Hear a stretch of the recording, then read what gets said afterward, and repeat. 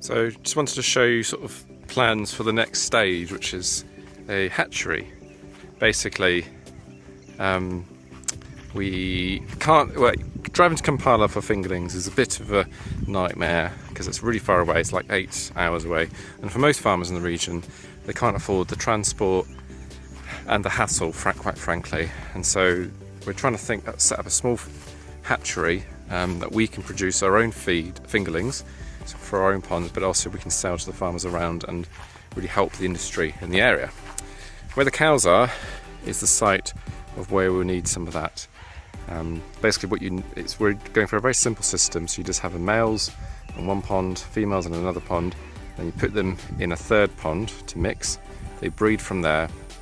Then once the eggs have spawned and you've got the little hatchlings, they're called, you then transfer the hatchlings into these concrete tanks that you saw, and then you can sell those around and use them.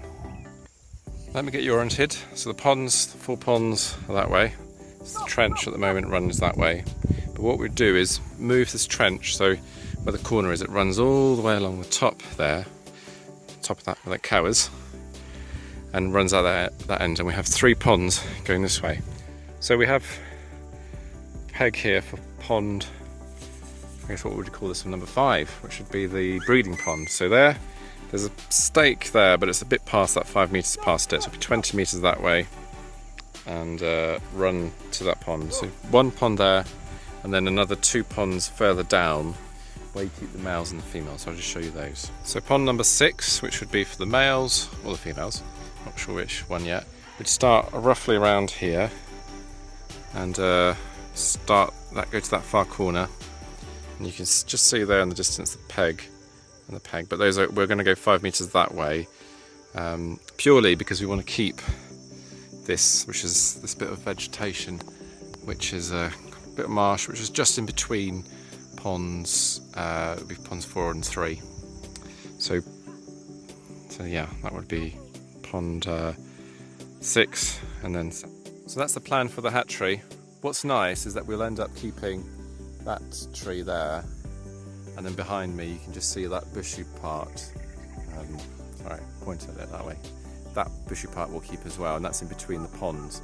Because again, this is such a nice part of the site, this wetland, and it's about trying to keep variety in vegetation, keep the environment healthy, that type of thing, not create too much of a disturbance.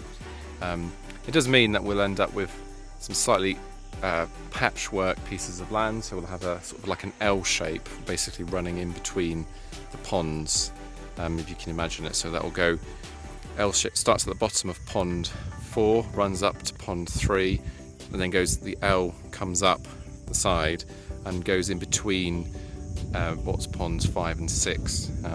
But actually, I don't think I mind that. I think it would be quite a nice place to sit and relax, maybe put some benches on the flatter piece so you can sort of sit there and bird watch, passion of mine.